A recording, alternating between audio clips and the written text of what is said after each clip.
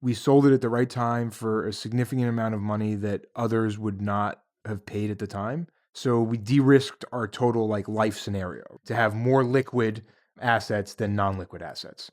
I regret not being more involved in something ahead of time to fill that gap. What is up, you beautiful bastards? It's your boy Pancake, aka Rabbi Can't Lose, aka Noah Kagan.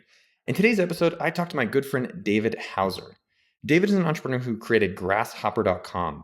He ended up selling it for $200 million. It was totally bootstrapped, and there was only 2 partners. So if you do the math, you know what that means? Yes, David is stinking rich, like crazy rich. And this is an episode talking about what's it like to be so rich. I wanted to understand, if you have $100 million, what are the good things and the bad? And I want to share it with you today. So in this conversation, you're going to learn 3 major things. So number 1, you'll actually be shocked about how frugal David is. It's shocking. Number 2, why real estate is overrated to get rich and why David doesn't even do it anymore. And number 3, for yourself, what are quick ways or slow ways to generate wealth? You're going to learn those 3 things and a bunch of surprises along the way. Enjoy. Before we jump into the episode, I wanted to highlight that this month is going to be Money Month or Personal Finance Month. I wanted to highlight a book that I've actually put together. So in the past few years, I've made a little bit of money. And I was always wondering, what are super rich people doing that regular people like myself don't really know about? And so I went and interviewed rich friends of mine, wealth managers, and tax strategists to find out what are super rich people doing in general that regular people like myself don't really know about. So I created a book called Things That Rich People Don't Tell You. And so it's a book for people who make over $100,000. And it's just a small experiment I'm doing. I put a lot into it. I'm only going to sell 100 books. It's $100, so it's not cheap. It's for people who actually make money. And the book is only physical. So if you're interested in a copy, email me at richpeople@okdork.com with the subject line, I want it. That's richpeople@okdork.com with the subject line, I want it. The only straight no I got so far was Mark Cuban. How so? He's like, I do it, but I have to read the book, and I don't have time to read the book. But he said that to you? Yeah. How'd you get a hold of him? He invested in Chargerify, so I just emailed him. We never spoke to him on the phone at any point. Okay. And he invested in probably 3 emails, How much did you put in? $500,000. So each email is like $130,000. Yeah. Wow. I was CC'd on them. He asked some questions about marketplace. He asked about how mobile was growing. He asked, whatever. He didn't ask any questions about team. His decision process was not complex. I think he liked the market. I think that's what it came down to. This parlays into the overall topic today is being rich, which is why I want to talk with you about it. I want to record and share it with my audience. And that Mark is so rich, and hopefully he stays rich. Well, I mean, so rich that these are meaningless things, right? $500,000 is meaningless when you have billions, right? Why even spend the time doing it, you think? I think that's a good question. I think there's just an interest level. Being engaged and interested in new things, it's like buying access to that, right? 2, I think there is this idea that you can continue to make money that way. I don't think it's a good idea. I don't think it's a good idea to make private investments in things that you can't influence and control as a way to generate wealth. I've made a lot of angel investments. How many have you done? Over 100. So how much have you put in, you think, in your angel investments? So I screwed up and I had very small investments originally, and then I ramped up. I should have just kept check size the same, right? Because the problem is I now have later investments made at different periods of time with higher check size numbers. So even if these pay off, they won't equal these necessarily, right? Depends if they have exits or not, though. Yeah, but in the first 5 years, I made $10,000 investments. In the subsequent 5 years, I made $50,000 investments. These, even if they pay off at 10x, 20x, 30x, I've screwed myself. Well, so how much have you? I want to talk about that. So total, how much have I done? Yeah. Now probably around $1 million. But how long have you been doing that? Maybe 12 years. 12-ish. And then how much have you gotten back? 0. How much is on paper is different, right? Because I made early investments in companies that we all use today.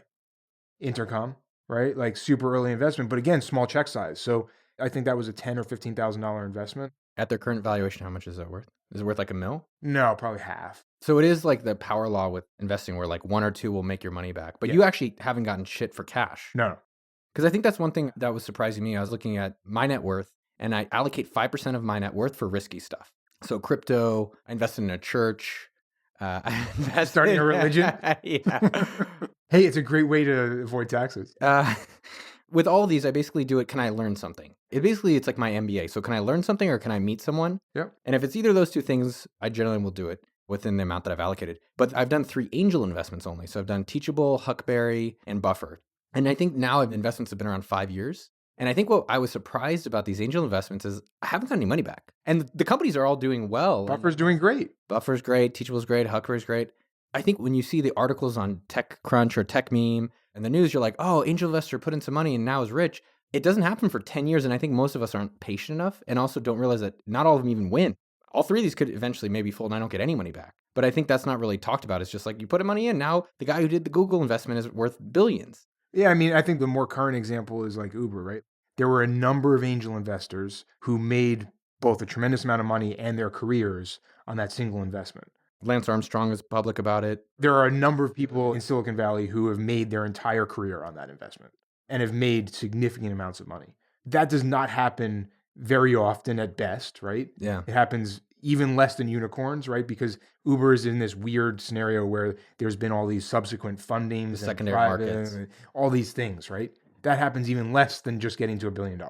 So for people that have day jobs, like what does it mean to them? Like angel investing, you're not going to make a shit ton of money, or like only one company every 10 years matters? I would stay away from all of the platforms where you can do crowdfunding for equity. That's for sure. Okay. Right? Like people email me all the time, like friends are like, oh, look at this company. It's great. I'm like, first of all, absent of the metrics on the page, just don't do it because you're going to put in $1,000. The amount you could ever make from it is what? $2,000, $3,000? Like what's going to happen? But my ego can't help it. I know. So last week I saw a site called chartable.com.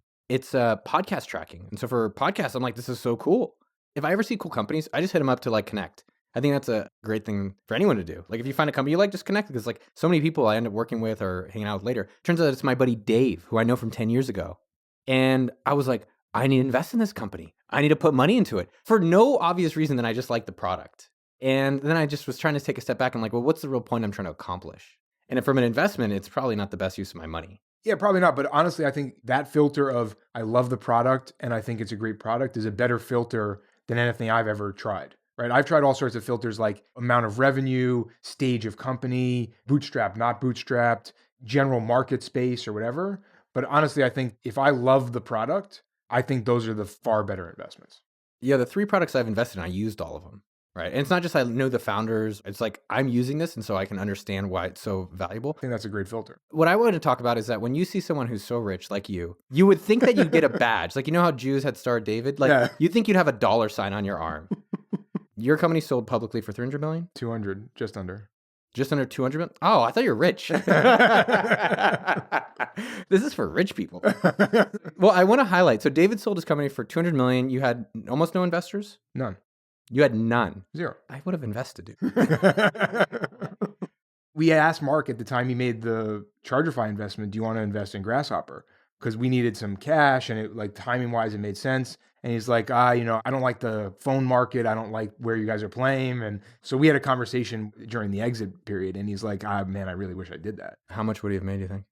Millions. Okay. Did other people try to invest? Yeah. Oh, yeah. Along the way. I mean, VCs, people, all sorts of stuff. We just said no to everyone. It's because you wanted it all for yourself. No, we wanted. Because you're greedy. Yeah. I think we wanted to control it all ourselves, right? Like we never expected to sell it. Like that was never our goal. So we wanted to be able to control and do things. So we saw people saying like, you should do voice over IP, right? We did not want to do voice over IP. We saw the writing on the wall that it's a commodity service. It's low margin, high problems, like not what we wanted to do. Our competitors all did that, right? Because they had venture capital money that pushed them in that direction and said, you got to go up market and you got to go enterprise. So we wanted to control decisions is what it came down to. So like we had deep conversations with VCs and right away they'd say, oh, you guys got to go up market. We're like, no, we're good. What I wanted to highlight is you sold a company for 200 million. There's 3 partners. 2. Just 2? Yeah. So if you guys can do the math, 200 million divided by 2. Yeah, I mean, look, that's 100 mil, right? We carved out money to the management team and the team and Totally. other things and stuff. But yeah, I mean, the math is relatively right. Okay, so if you can divide 200 million by 2, David's made some money. Yeah. What I want to highlight is 2 key things. One, he doesn't get a sticker.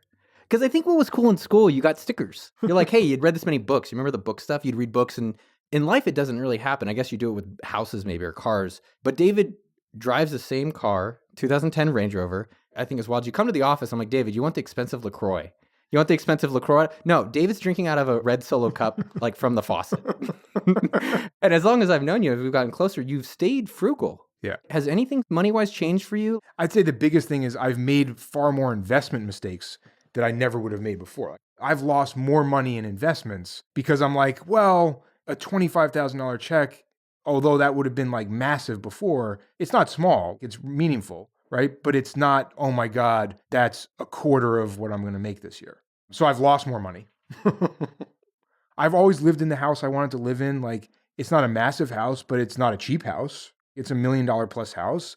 But I lived in the same type of house in Massachusetts before I sold the company because I had a mortgage. And so the difference is now I don't have a mortgage. So maybe I'm at more risk because I've invested cash in this asset compared to having a mortgage.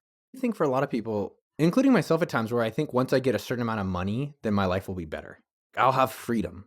That's actually a huge word I was shocked about. People want to have these side jobs or main businesses so they can have freedom. I think there's less freedom with more money.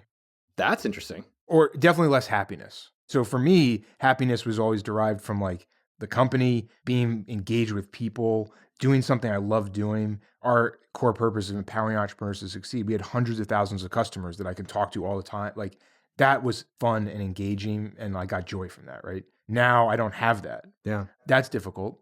And when I combine that with this frugality problem I have, Yeah. I hate the idea of spending more money than's coming in. Even if I have enough money to afford it, right? Just the idea that there is more money going out than coming in on a monthly or yearly basis or whatever period, it literally drives me nuts. So I think a lot of people might be thinking, well, just give us some of that money and you'll be happier. Yeah. They'll be happy. You'll be happier because then you'll have to make some more back. The second thing I want to highlight, it's a counterintuitive thing I've noticed from a few friends who are worth over 8 figures, is that you guys are still concerned with your monthly cash flow. It's boggling to most people, which is most people have a job and they have income. You have all the money available, but you're still not making money per month. So you're like, I don't have the money. Yeah. That mindset is just wild. Yeah, I don't know. Like I struggle with it because people are like, that's stupid. What are you talking about? You don't want to buy this or you don't want to do this or whatever. It's a psychological problem, I guess. Do you regret selling the company now because you feel like you've lost some of the purpose in life?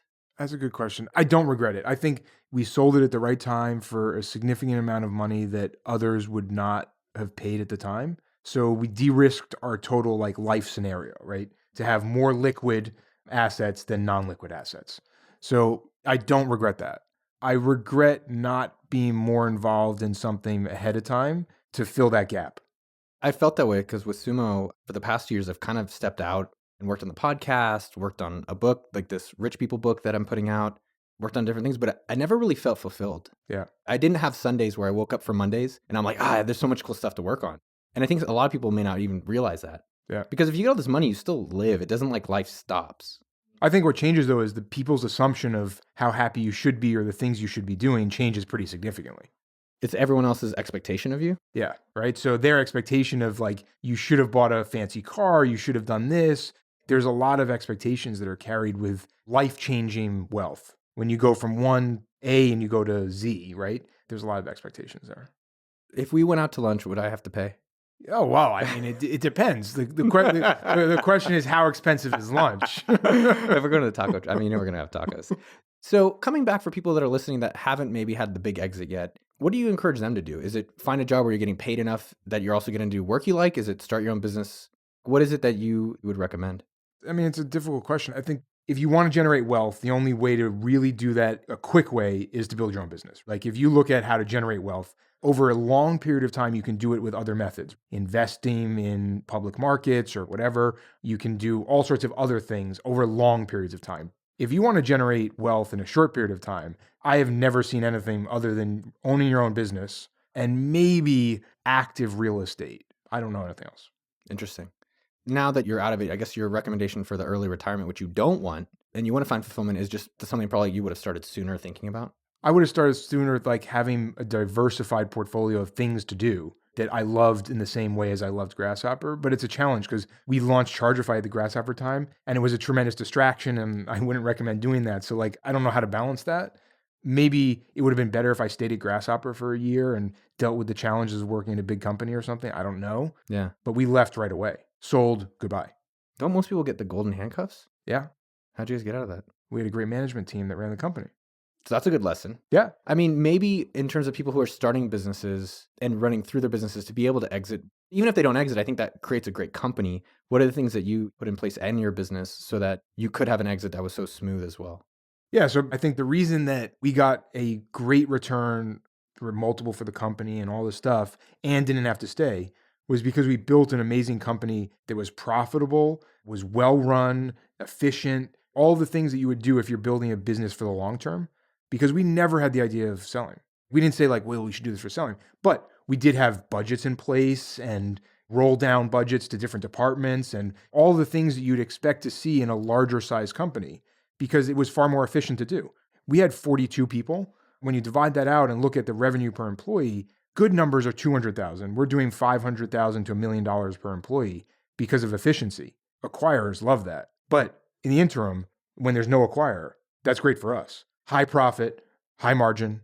But maybe what are some of the elements, if anyone out there who has a business or is starting a business, that you're like, hey, here are things, whether you get acquired or not, made it so great for us? It sounds like number one is that you hired, were they all senior people or did you groom them?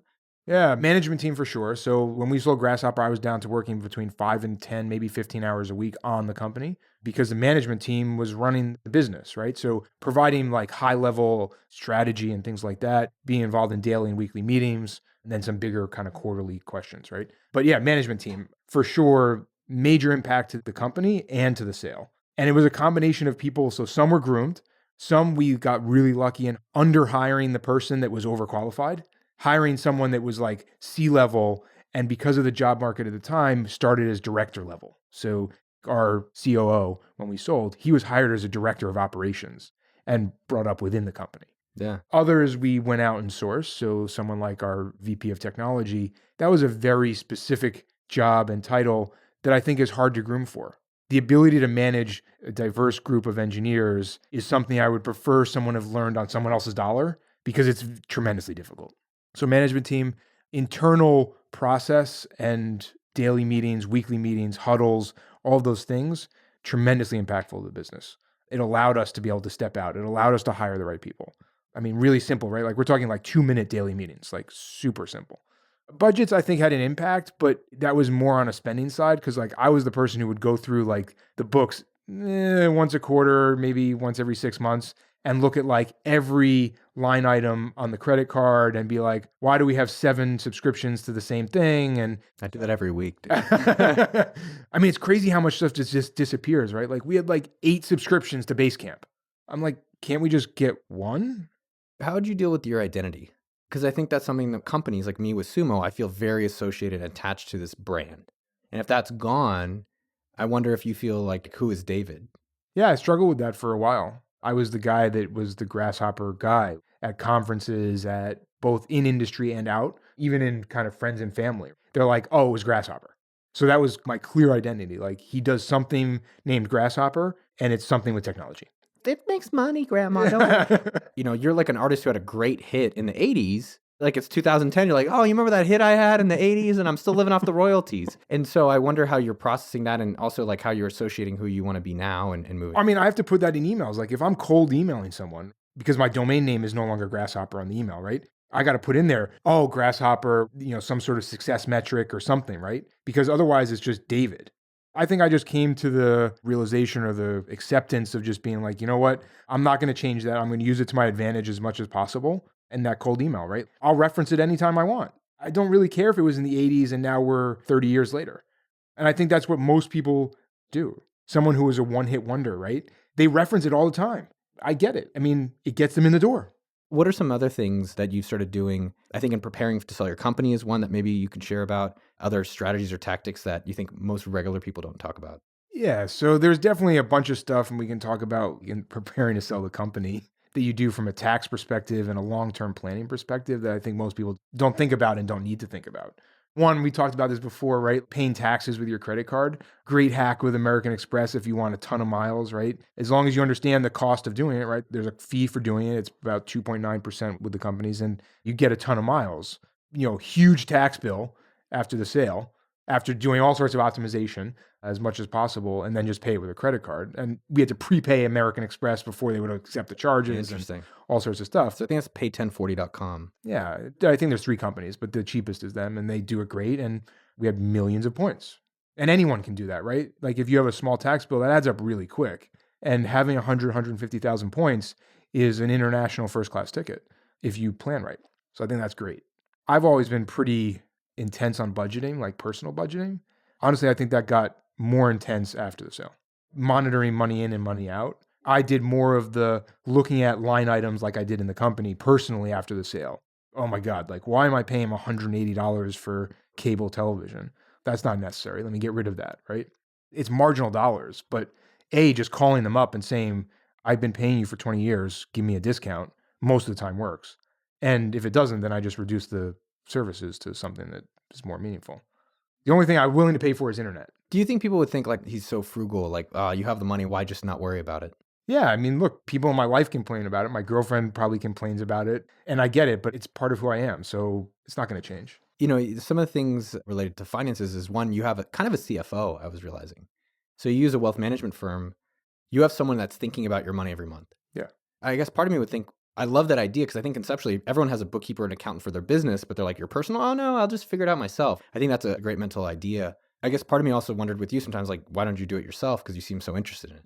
Yeah, I mean, I'm very interested in it, so I'm probably deeper into it than most people. But the most important thing for me having someone else doing those things is I don't want to think about public markets or stocks or up and down or any of those things. So if I can disengage from that as much as possible, I think that's a positive. And I think most people should do that, right? Like there is no reason to be heavily emotionally tied to any amount of money that you don't control. And if you put it into the public market, you should be thinking over the long term. No matter, we can discuss what I believe is the right way to do it in the public market. I'm pretty opinionated on that. We've talked about it. But no matter how you put money into the public markets, I think it should be over the long term and not worry about these ups and downs over time and have these emotional swings that are just crazy. Well, I think let's go into where your net worth is. As maybe something so people can get an idea of where the super rich put their money. So for me, it's 70% in public equities, in index funds only. So no direct ownership, a mix of international, US, and whatever else, right? There's some bonds in there. It's a portfolio mix of about 80-20 within that 70%. And I expect to never touch that, ever. That should be money that is available to my kids and my kids' kids, things like that. And I can talk about my belief about how little they should get. And it should be very little, but that should be there for them and then for charity and good work in the future. Outside of that, the remaining 30% is what I call like high risk. Like if I were to lose all of it, it has no marginal impact on my life. So I'm willing to make investments in private companies. I'm willing to buy access, right? If that means via an investment or something that I know will lose money. I'm willing to take high risk things like maybe, commercial real estate or something I've never done before. Stuff like that. And once that money is gone, either I need to have generated more to refill that or it's just gone, right? So to me, that was the stopgap of like, don't lose your money in essence, right? Like people are like, oh my God, the stories are crazy, right? You get $1 million and you somehow lose $1.5 million. I didn't want to do that. The two pieces of that, is your daily spending out of the 30%? Yes. So two things that are interesting about that. David's in a finance group, and I recommend this in the book, richpeoplebook.com. Is that get a group of people who are your peers or above you in wealth and that you could talk about these different things. So it's not just you listen to them on things, you can actually have access, not even access, but availability to talk to friends about these topics. And in this group, Nick's posting, buy Tesla stock. Tesla stock's hot. And then it's like, oh, this company's hot. You got to buy this stock. And what's been fascinating, I'm like, Dave, you buying stock? You getting the stock that everyone else is getting? He's like, I just do index funds. And I think that level of discipline and that level of consistency is probably what's helped you get to where you are, because you're saying, this is my strategy. I buy index funds, 70%. I don't fuck with anything else. And, I think you use Betterment. Yeah. Yeah. So I started using Betterment because and I just have like auto deposits and just let that focus on that stuff. Yeah. I think part of it's discipline, but the other is it's removing me emotionally from it. I don't have to be engaged with it at all. Like I don't even log into Betterment because it has the same ups and downs as the market, right? The only thing I care about with Betterment is my tax loss harvesting because now that's saving me dollars today. Like that is literally on my tax return deduction. Other than that, I don't even log in. And then so in the 30%, you've also said recently to me, you don't do any more commercial real estate. Yeah. And I think that's kind of counter. I think people historically are like, buy real estate. That's a great investment. Maybe can you share why you don't do that anymore? Yeah, we did a commercial real estate project in Las Vegas and actually did very well in terms of a dollar return. It took us about 1.5 years, 2 years, and the return was great. I did not have fun doing it, one. So it was just tedious, annoying. It wasn't fun. I felt like there was a tremendous amount of market risk, just like timing. If I was off by another 6 months, maybe the market had crashed. It seemed like a tremendous amount of things I couldn't control, where if I invested that same amount of money in a private company that I can control and make decisions on, I would have been far happier losing all of it because it was my decisions, not I just missed the market timing on a specific market where I put a piece of property and built it a certain way. So that's why. I mean, look, there's great returns there. There's no disputing it. Some of the wealthiest people in the world are real estate and specifically commercial real estate. But you're saying the only way you'd want to do commercial real estate is if you controlled the tenant being yourself or someone you knew. Yeah. Or if I found fun in it, like if I had found enjoyment in developing it, I would have been more engaged, but it was not fun at all. But yeah, like if I can control the tenant, I definitely want to own the underlying asset. I'm going to pay a lease anyway for a large office space. I'll buy the whole building and control most of the tenant, even if I have some other tenants to fill spaces. And you said you've bought Access? Is there anything you... Yeah, I mean, so I think that certain investments, the founder is either someone I want to be closer to, or that founder is close to people I want to be close to. So maybe I don't love the business, but I'll write a check because I know that that puts me up a rung in terms of sending an email and saying, I want to talk to this person or I want to do whatever, right? So again, that's not a dollar return, but there's a return there. I think it's a mindset of some people who have day jobs or who never think of creating things. Most of the stuff that you're doing or some of the things you're doing, it sounds like it's like, oh, he's spending money or it's a cost and you're investing. And it really is a mindset shift where you're like, I'm going to meet this person or be able to work with them in the future. I mean, look, I think that's paying off. Like I start asking favors for a book I'm writing, right? Called Evolve. Well, we might change the titles. I thought you were going to call it Optimize. Yeah, so now we're all screwed up. We might call it Unstoppable. Like, oh, that's not bad. There's a lot of up and down with that. But I can ask for favors for that probably are worth far more than the amount I invested in getting the access to those favors for blurbs, for promotion, for whatever it is. But that was a long payoff period. Yeah, it's not short term, which I think is something that you've been good at. Most importantly, like how much would you pay to be my friend? If there was like a yearly fee for access to be a friend of mine, I'd say like 10 G's. Yeah, I mean, I think that's reasonable. We do a payment plan. Yeah. It depends how many lunches you pay for. Yeah, we have free lunch. So the free lunch is sounding way better because now no one has to pay for it except your company has paid for it kind of marginally or whatever. But I think the food would taste better when it's free. That's debatable. Any shitty investment that you care to highlight? Shitty investment? Yeah, sure. So I invested in a restaurant in Las Vegas. What's it called? Bandito. Great food. I don't think the restaurant's going to make it or at least not be successful. It's still up in the air. That will be a tremendous loss in terms of just capital. Obviously not in the grand scheme of things, but like the possible return for it was so low. If it had done well, maybe I double my money, but I could lose a lot. So if you invest 100,000, maybe you get 200,000 out, or you lose the whole 100. Interesting. In a short period of time. But again, this is a very emotional thing, right? I think we talked about this once, like saying I'm involved in a restaurant or I own a restaurant is people instantly understand what it is. They're like, oh, I eat food. I know what food is. I've been to restaurants. So then David becomes the guy that is involved in a restaurant, right? Or anything related to food compared to some technology company that I don't understand. So it has a very strong emotional connection in that way. One thing I want to highlight with there is that expected value. So that what is the expected payoff versus what the expected risks? So I put in 25K in a bar locally in Austin. The upside at best is like a 5% return a year. The downside is in 1 year, it could all be gone. And someone said that to me after I put the money in, and I was like, this is why I'm not a good investor. That's why. And guess how? A year later now, it's not looking good. Yeah. But I got to say I own a bar. Or I'm a co-owner of a bar that's going to fail. I hope they succeed. I mean, look, I think food and bars are very interesting. Like, I look at it like this. Each meal I have there is a very expensive meal because it's quote unquote free, right? Because I own it, but it's costing me a lot. Do you eat there every day? Like, I mean, even if I did eat there every day, it'd still be very expensive, right? I was thinking just make it your private restaurant. Yeah. It would do better as a private restaurant, probably.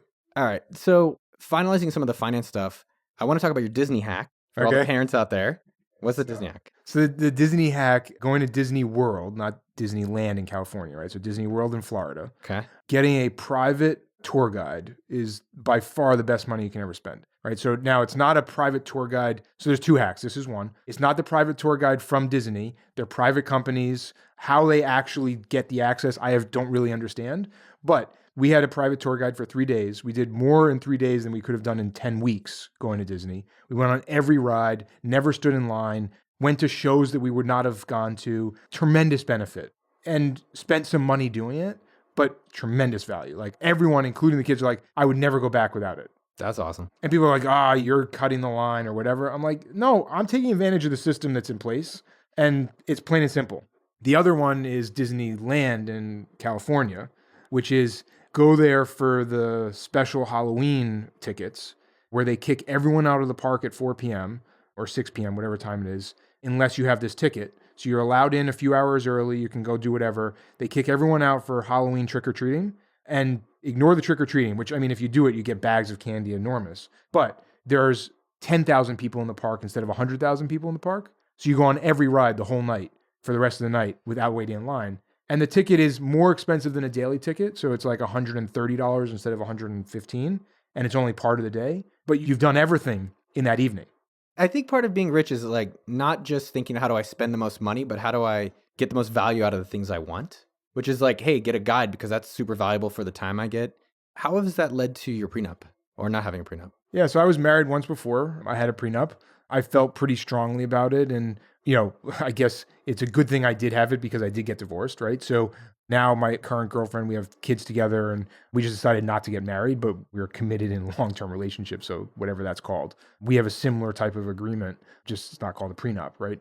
I think it's a difficult conversation for people. This idea of like pre-negotiating a breakup, but I think it's the right thing to do. And I would hope that if I was in a relationship with someone who had more resources than they would have that same conversation with me, because I think it's the fair and the right thing to do. I would never expect that someone I'm in a relationship with that has supported me and done the things so I can be successful gets nothing. That's ridiculous. But getting half, I don't think is equitable, especially walking into a scenario where I've built a lot of wealth prior to that.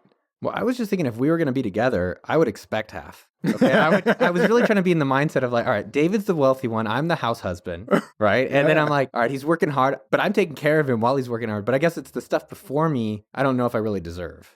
I'd like it. But then, so how do you guys negotiate it? And like, what do you recommend structurally to kind of... Someone asked me this recently, actually, a very specific scenario. And I'm like, look, first of all, it differs by state what you're allowed to do. There's all sorts of like very specific things that a lawyer that practices in the state you're dealing with, right? So like I've done it in Massachusetts and Nevada and Texas. So like I know some of those specifics. But in general, like in my mind, I think it is a fair scenario to say that over a period of time, there's some amount earned, right? Just like a job or anything else.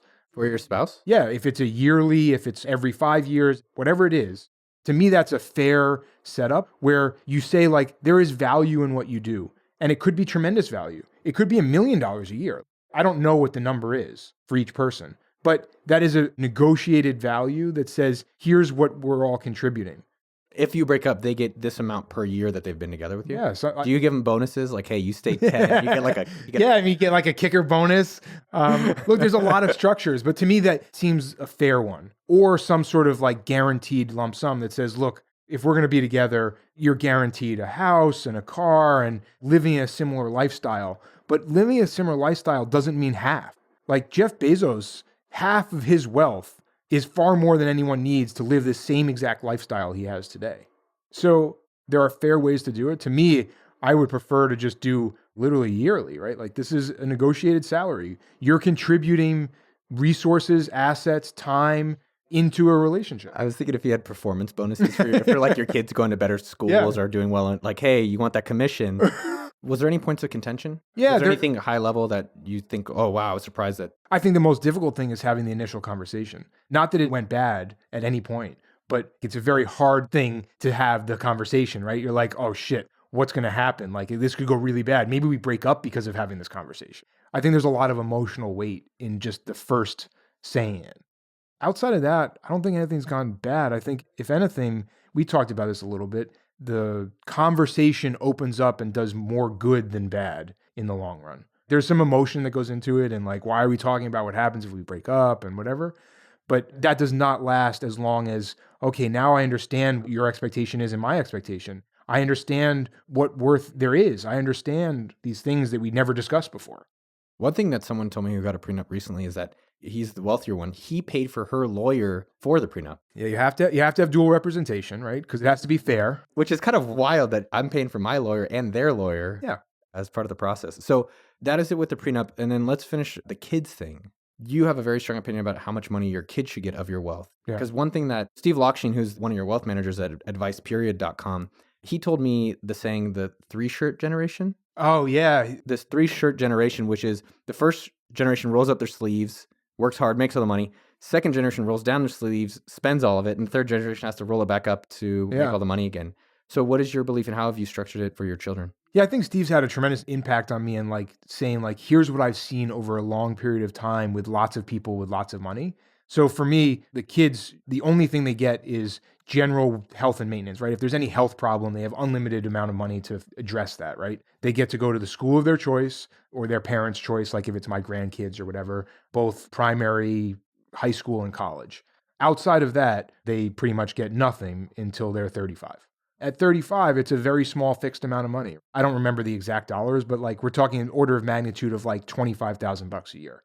Relatively small. So in essence, like if I'm no longer around, it's Grandpa David gave us a trip to wherever this year or allowed us to buy a car, whatever the thing is, but a present each year that is meaningful enough, but not life-changing in any shape. And it ticks up a little bit over time, but I've never understood giving kids a significant amount of money. There has been no good that I've seen ever come from that. Just possible problems. Which I think is wild is that, and you said this to me, which really stuck with me, which was you're doing all this planning for when you die. Yeah. Do you have to plan multiple generations or how does that work? Is it like for the next forever until it goes away or how does it? Yeah, it's a generation skipping trusts. They last for my life plus 365 years, which is the Nevada statute. There's a few states that are the same. So it's technically a perpetual trust. There's ways to move it into other trusts later and do stuff. But I mean, this is how someone like Andrew Carnegie's kids have money today because it's been in these perpetual trusts over many generations. But yeah, I set out what I believe is the right thing to do. There are trustees, and when I'm gone 100 years from now, they have to live by what I've said. They can't change it. It's very specific, but it carries down generationally, right? It's my descendants forever. I have a few friends that's like, yeah, my great grandpa started AT&T. Right? That's you. Yeah. Have your kids found out about you? No. How old are your kids? So our oldest is 14. We have a 5-year-old and a 1.5-year-old. They haven't Googled. Do they know that you're wealthy? Yeah, I mean, look, they understand that we live in a different house than some people they know, right? My oldest daughter just spent 6 months in India living with my mom, going to school there. So she understands extreme poverty. Do I think they understand magnitude? No. But I had this conversation with someone the other day about like when we fly like internationally, I use my points to fly first class. I will never pay for a first class ticket ever, period. There is no question about that. I'll use points for a first class ticket. So now there's this internal struggle that I battle with every time is I can either put the kids in coach or I can put them in first class with me. I never experienced first class until I had my own company where I was getting the points myself. Like my parents would never have done that even if they could afford it, right? So now what do? Like they experience first class and they think that's the way to fly. So what do you do? Well, I mean, what do you do with a 5-year-old? You can't put them in coach by themselves. Or can you? I mean, did you bring the 5-year-old? Yeah, we take everyone. But the 14-year-old? Because then now they're by themselves. They don't want to be alone. Yeah. Now you maybe take the grandparents and put the grandparents and the kids in coach. Oh, that's smart because you still save points that way. Yeah, see? But it's an internal struggle, right? Like it sounds ridiculous, but like I don't want my kids to grow up to be spoiled brat kids and expect like this is the way we travel. But I also have worked really hard and have no desire to sit on a 12-hour flight in coach if I can use my points to lay down in a bed. Wrapping up the finance stuff, what have you done to set up your kids to let them know, yes, we might be wealthy, but here's how we live? And then do you have any other funny frugality stuff that you do? One, we have conversations with the kids, like very directly. The things you have and the way we live is not normal for a lot of people. So respect that and understand that. I think that's the most important thing is having a direct conversation. 2, I am a big believer in not spoiling the kids. So I'll pay for experiences, not things. And this came significantly from my girlfriend, Dawn. She showed me this. Like I understood this kind of inherently, but she like said it specifically. She's like, look, I don't care what you do or what you spend money on, as long as we have enough money to go on vacation and take the kids where we want to take them and go out, do bowling or do whatever. And I kind of distilled that down into like experiences over things.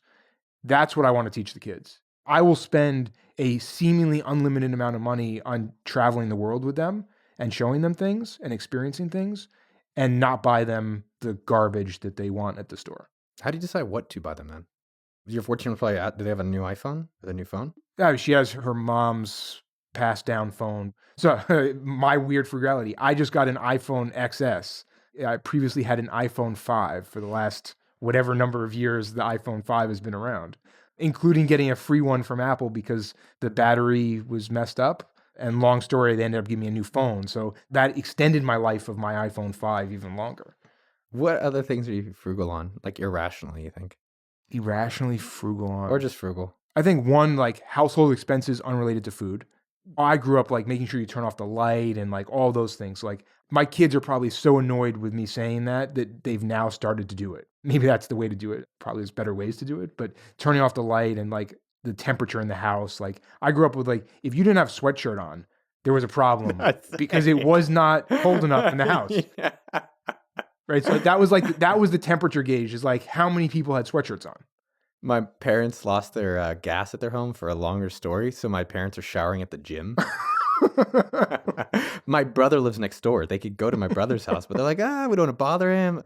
They have some quirks as well. I thought about that, like the gym thing. If I lived alone without kids, for sure, I would shower at the gym and have hot water at the gym and stuff like that. Because like, I enjoy going to the gym every day and I shower and get ready at the gym every day. Like, before I came here today, I did that, right? Also, like, why have all that crap at home?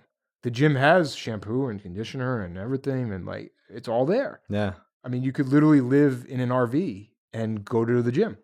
I think over time you get more money, but there's certain like fundamentals that you don't change, and that's probably what you're putting in your kids, which is great. Yeah. And there's just things in general that you irrationally can't value. Like I can value buying the new phone generally if I think it's going to be better and faster, but like Tucker Max always is like, no, buy better ingredients, and I'm like, I don't care if it's organic.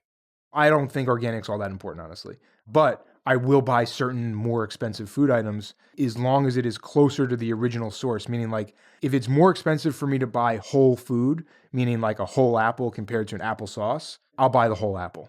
I've never heard that before. Because to me, that's valuable. Much less than the organic or not organic, or was it grown special, grass-fed, whatever. Like there's some marginal gain in those things.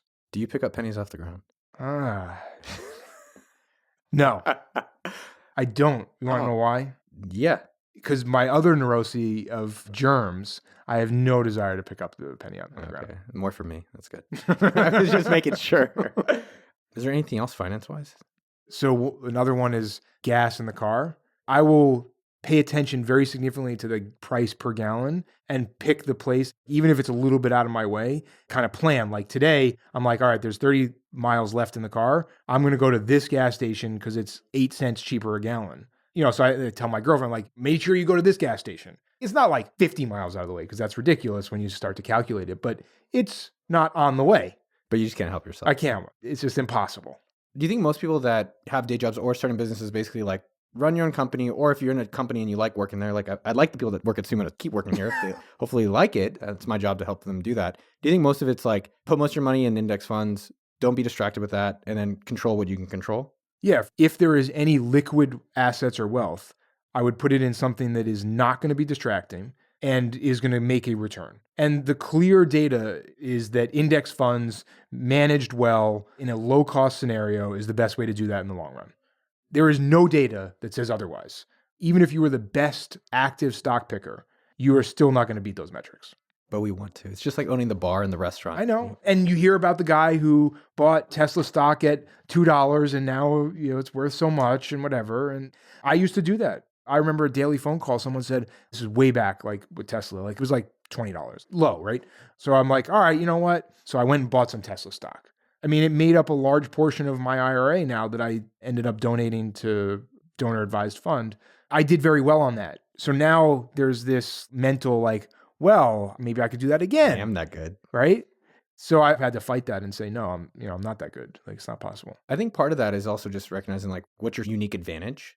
Like, where do you have some undeniable advantage? And it's like Stock picking, probably not, but creating companies, process, organization, budget, market, like that's a stronghold. That's how I feel with Sumo World, which is like, let me just spend all my time here and everything else just try to minimize as a distraction. Which is why I stopped or slowed down angel investing, because I'm like, you know what? Like, it's not that I want to control things. It's that I want to have control of where my money is, right? So if I'm going to invest in something and I don't have control over it, it's never going to be done right compared to what I think. How you want it to be, yeah. And maybe my right was totally wrong and the company would have failed, but that was my choice. And I'm much more okay with that than someone else's choice in terms of a company. How much money is in your wallet right now? Hold on. Wow. There's $100 bill in the middle, 2 credit cards, and an ID. Not much. I wonder if most people just don't carry cash anymore. Yeah. I never have cash. The $100 in the middle of my wallet is like emergency, like the credit card machine stopped working at the gas station or I have to get barbecue and they only take cash. They only take cash here in Texas. Yeah. Cool. Rich people. That's a wrap. I hope you liked the episode. If you did, go check out David at Twitter, which is twitter.com/DH. That's twitter.com/DH. Next, tell a friend you love them. Yo, dog, let's go to Vegas and lose a lot of money together. Finally, let me know what you thought of this episode by leaving me a comment on Twitter. That's at Noah Kagan. I might feature your beautiful face in one of my next podcasts. And don't forget to email me, richpeople@okdork.com, with the subject line, I want it, if you're interested in learning the secret things that rich people do that they don't want to tell you. Final plug, special thanks to Jason at podcasttech.com, as always, for making these podcasts sound so clean and fresh in your sexy eardrums. And thank you to the Dork team